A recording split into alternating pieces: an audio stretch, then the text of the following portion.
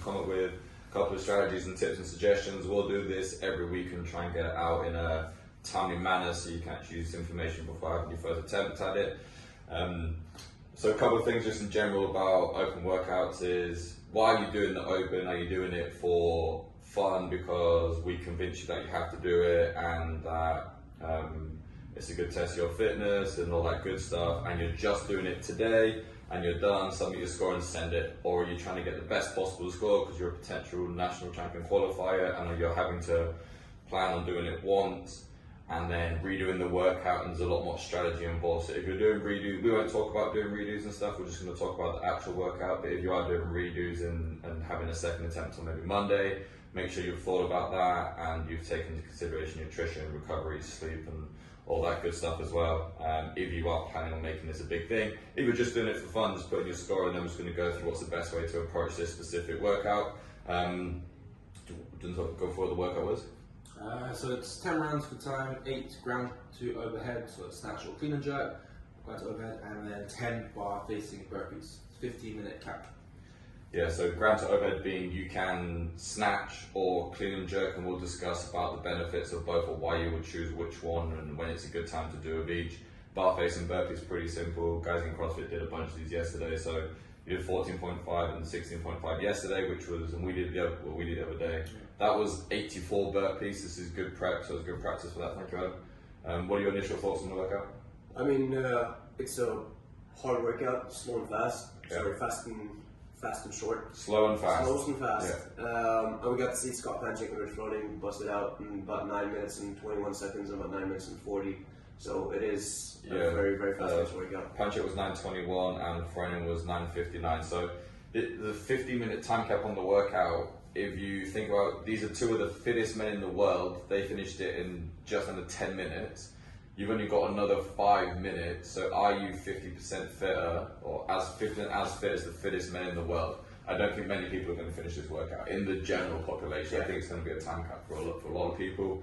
I also think a lot of people are going to underestimate this workout. I think Adam already has. He thought he'd do it in 7 minutes. Let's look at it. Doesn't look that much. Yeah. It doesn't look that scary. 10 rounds. Yeah. I've done some of this many times before. Yeah.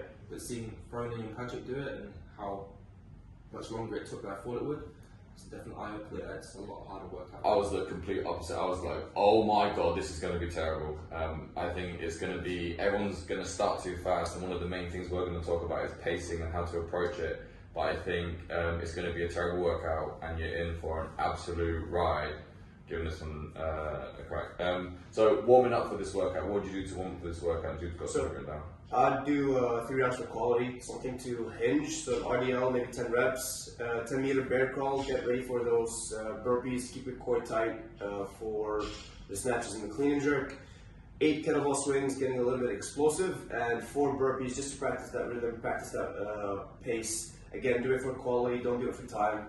Keep your heart rate at a sustainable pace, and just before you get started, make sure you get pretty warm. Yeah, touch point on hinge. Obviously, if you're snatching or clean and jerk, it's a lot of bending. It's 80 reps of bending, whether you're doing a clean or whether you're doing a snatch. So make sure your glutes are warmed up, make sure your hamstring warmed up.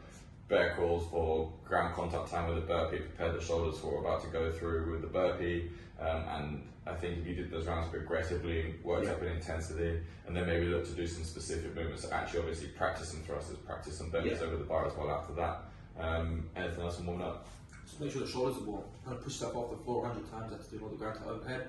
It's going to feel really heavy, even if you are a lighter guy. Try to push stuff off the floor. A lot of shoulder work there. Make sure they're feeling good before you start. Agreed. So then the actual workout is ground to overhead.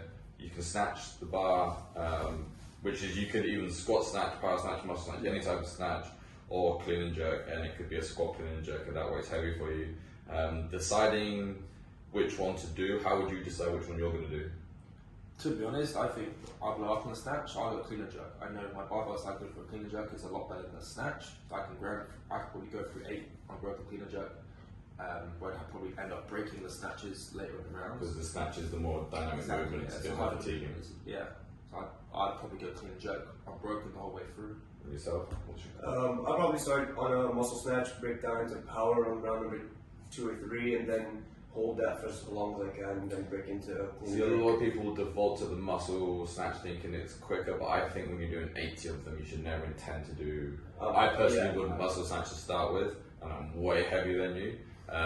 But I think for me, power snatching will be. I probably try and stay power snatch the whole way. I think if you're proficient at the movement and you're comfortable with the snatch as a movement, as in you can get a nice timing from the bar leaving the hip, and you're efficient with it, and you're not very pulley with the arms because the grip's going to blow up otherwise, and you're not using too much shoulder because that's going to be the primary muscle when you're doing your burpee. I think if you're comfortable moving the bar with a snatch, then power snatch is probably your best option. If you haven't got a bunch of experience with a snatch, then clean and jerks obviously. The backup plan is slightly slower in terms of cycle rate. You probably take you a little bit longer to do 8 clean and jerks than 8 snatches, but I think if you're not comfortable on the bar, you know doing lots of barbell reps and barbell cycling is going to blow you up, and look at the clean and jerk just to last a little bit longer into the workout. Especially at that weight, if you are doing an RX, like you just said, it's as heavy for some people. 95 pounds for 80 reps.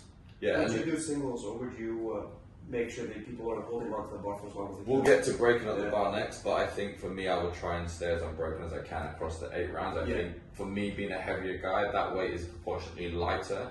If you're a much lighter person, 90 or your 1 rep max snatch is a lot lighter than if you've got a bodyweight snatch and you only weigh 150 pounds, 95 pounds is a considerable percentage of your 1 rep max.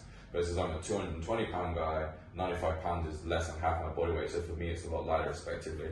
So I think it depends on your strengths of a bar. If you're a strong dude, 95 pounds is going to feel pretty light, but don't underestimate the speed at which you move the bar. If you're a lighter guy, 95 gets heavy, then look to break up or switch to clean and jerks. In terms of breaking the bar up, how would you break up? You've got 10 sets of 8.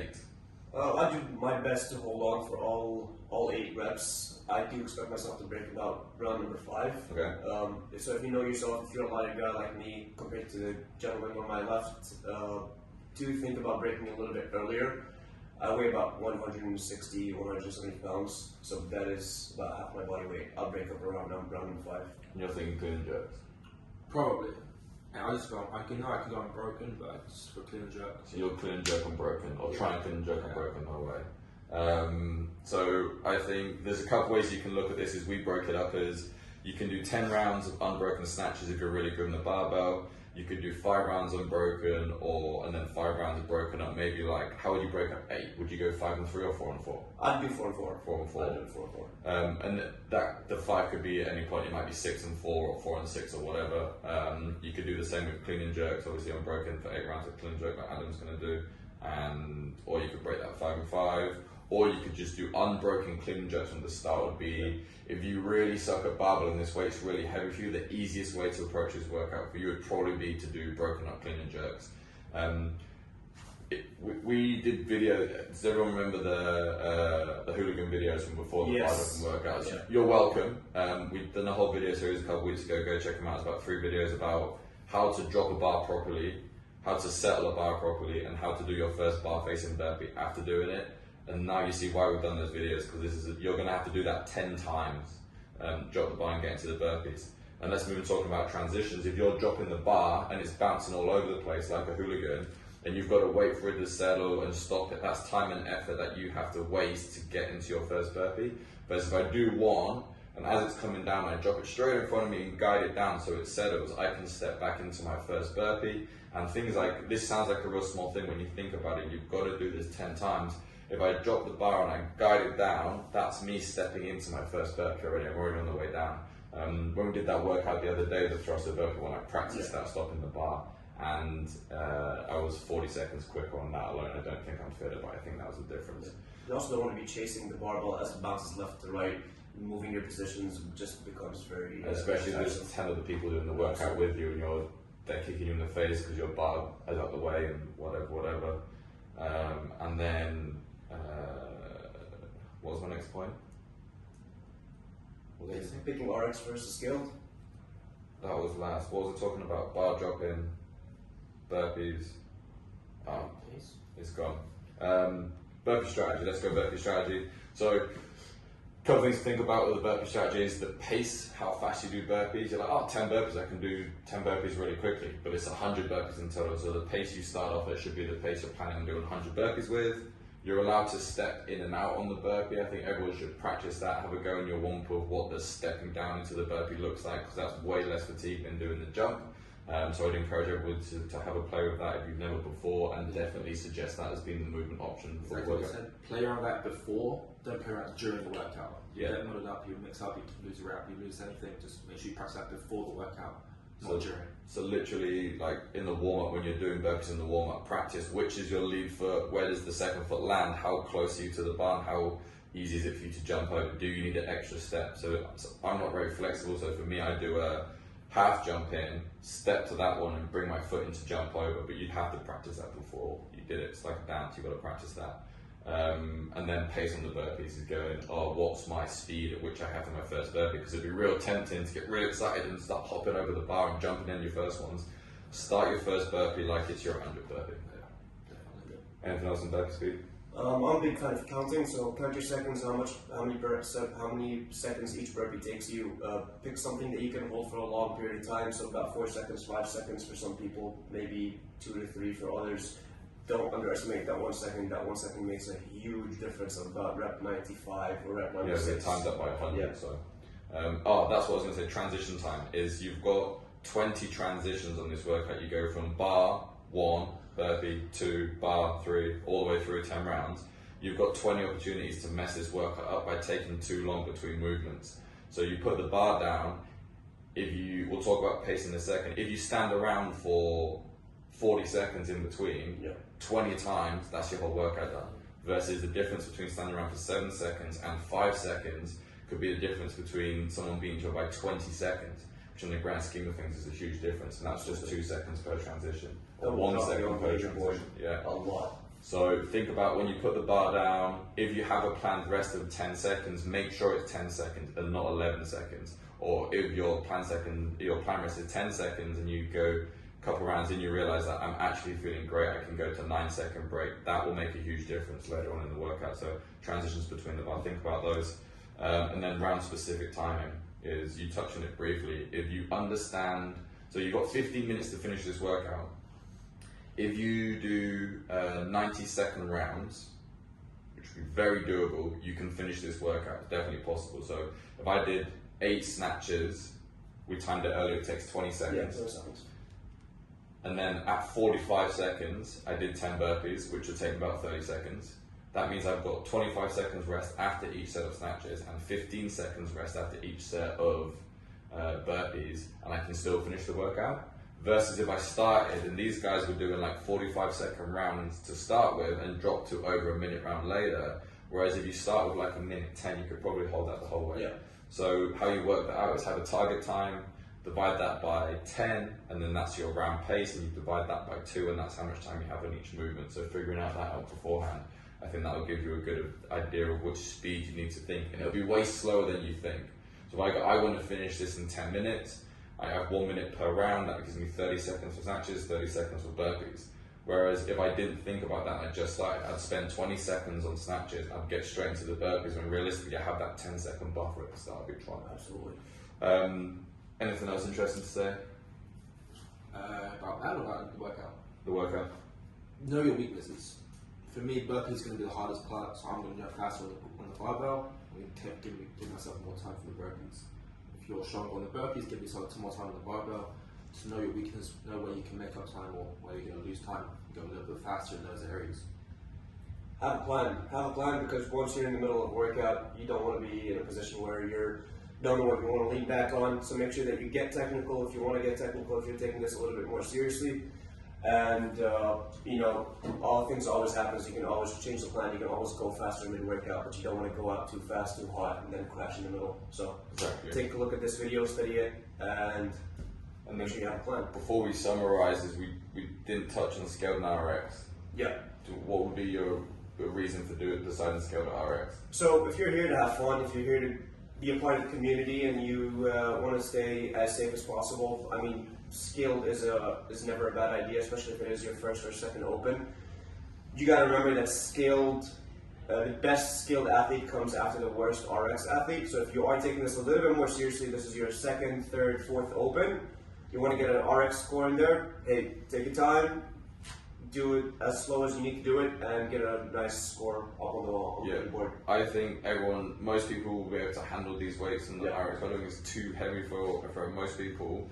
But I think it comes down to what do you want to get out of the workout? Do you want to have a good workout, or do you want to have a score that puts you on the leaderboard? Because maybe if you did the RX and it gets heavy, you don't get as much work done. If you did the scale, you'd get more reps in, so you get a better workout, you do more work. And like Najib said, it's the best scale score is underneath the worst RX score. So if you're doing it for leaderboard points and you can RX it. If you want to get a better workout in, because it'll probably be more reps or more work for you to do, then opt for the scale one if you want to get a harder workout in. And then just to summarize, a couple of things. Do you mind if We're busy, Si.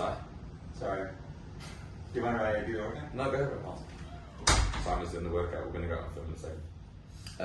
So just to summarise, decide whether you want to snatch or clean and jerk, and we discussed why, or how you make that decision. How you break up the reps on the barbell. So am I going to go unbroken? Am I going to do 5 and 3? Am I going to do that at round 5? Am I going to do that at round 7?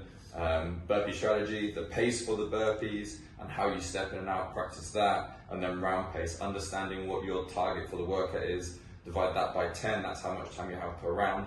And divide that by 2, that's how much you have per movement. Go and get it. Have fun, guys. Fun. That's way longer than 3.